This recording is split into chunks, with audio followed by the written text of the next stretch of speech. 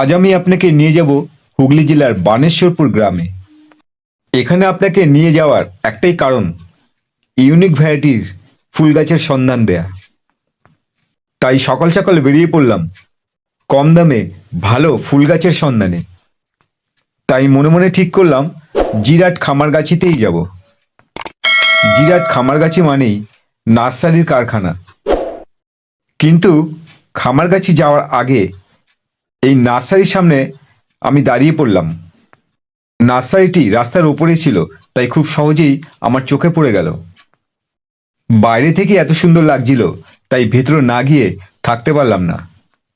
নমস্কার বন্ধু, আমি রাজু, আর আপনি দেখছেন আপনার প্রিয় YouTube channel garden view tips. বিশ্বাস করুন, এত সুন্দর ফুলের কালেকশন না দেখলে আপনি বিশ্বাসই করবেন না।